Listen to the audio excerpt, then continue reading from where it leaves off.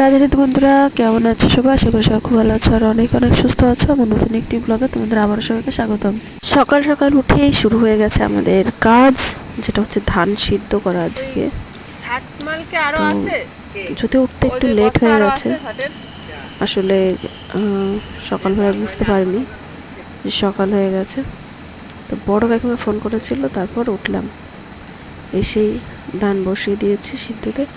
তো দেখো মোটামুটি এখন সব কিছু রেডি করা আছে, সিদ্ধ হবে, তারপর ছাদে নিয়ে গিয়ে মেলে দিতে হবে, ব্যাস। তারপর আমাদের দেখো বাবা মানে সমস্ত কাজ করে, যে এখানে ঝাড় দেওয়া দেখছো না, আমি উনান ধরাচ্ছিলাম, বাবা এখানে এই দিক দিয়ে ঝাড় দিয়ে দিয়েছে। দেখতে দেখতে মোটামুটি আমাদের এক কড়াই ধান সিদ্ধ করা হয়ে গেছে। এই উনানটাও কিন্তু বাবা বানিয়েছে। দেখো আমাদের গরুটা বসে ওখানে দাঁড়িয়ে আছে, দেখো আর একজনের কাণ্ড। ছাদে সকালে আমি যে উঠেছি তখন উঠে পড়েছি, এদিকে ধান সিদ্ধ করতে উঠতে দেরি হয়ে গেছে। এত বাজি। দেখো আমাদের এবার ওই ধানগুলো মানে সিদ্ধ ধানগুলো বস্তায় আমি ভরে দিচ্ছি, আর বাবা হচ্ছে টেনে নিয়ে যাচ্ছে ছাদে। বাবা চলে এসছে, একটা রেখে আবার আরেকটা।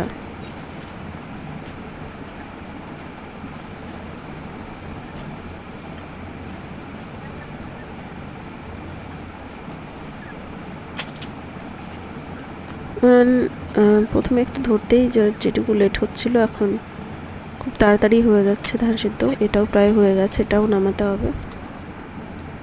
তো দেখো তারপর ধান সিদ্ধ করে ছাদে দিয়ে আসার পরে এবার দেখো রান্না করেছি হচ্ছে আজকে কাঁকড়া।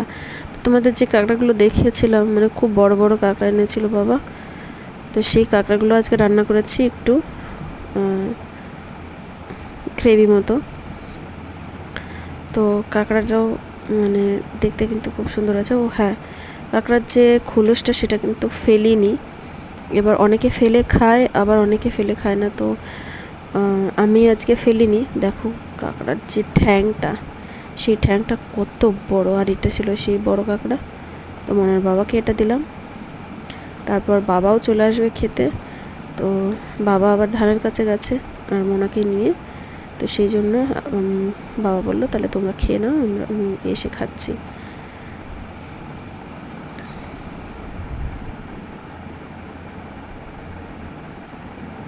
আর করেছিলাম হচ্ছে পালং শাক ভাজা, যেহেতু আমার মানে খুব তাড়াতাড়ি ছিল, যে ধান সিদ্ধ করে তারপর রান্না করলাম।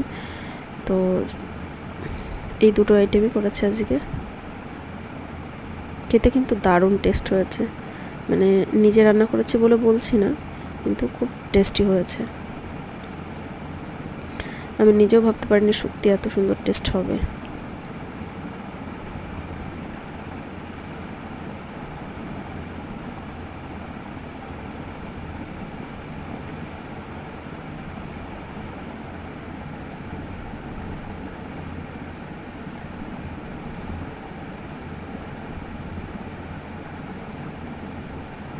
খাওয়ার সময় এই খোলসটা ফেলে দিলেই হবে, ওর যে বাকিটা মাংসটা আছে ওই মাংসটা থেকে যায়। তারপর দেখো সন্ধ্যাবেলা বাবা বাজার করে এনেছে অনেক কিছু, আলু, বেগুন, ফুলকপি, পটল, লাফা বরবটি যেটাকে বলে, তারপর লাউ, ভেন্ডি, উচ্ছে, পালং শাক। এখনকার ফুলকপিগুলো খেতে কেমন টেস্ট অবশ্যই জানি, কিন্তু তোমরা সবাই, আমার তো মোটামুটি বেশ ভালোই লাগে। তারপর দেখো এনেছে বীজ, যেটা হচ্ছে লাউয়ের বীজ আর ওই লাফার বীজ। দেখি হয় নাকি, মানে গাছ তো কোথাও হয় না আমাদের।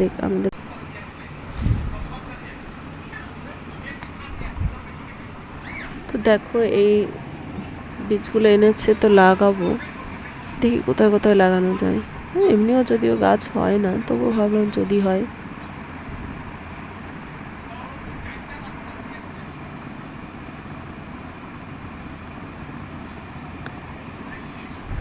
এই দেখো এই পেপারে হচ্ছে লাভের বীজ আর লাফার বীজ, ওই যে ওইগুলো। আশায় বাঁচে চাষা, তো আমিও সেরকম, দেখি হয় নাকি। দেখো এত বড় বড় লাফা, মানে বরবটি। মনার খুব জ্বর, ঠান্ডা কাশি লেগেছে আবার, তো সেই জন্য খুব কান্না করছে কিছুদিন ধরে। এবার শীতকালে আর যাই হোক সবজি খেয়ে বেশ মজা পাওয়া যায়। আমার তো সবজি খুব ভালো লাগে। নিরামিষ তরকারি যদি হয় তাহলে তার কোনো কথাই নেই।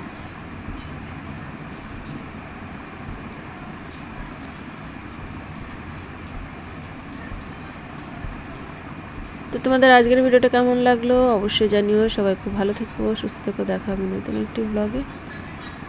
ততক্ষণ সবাই খুব ভালো থেকো, বাই বাই।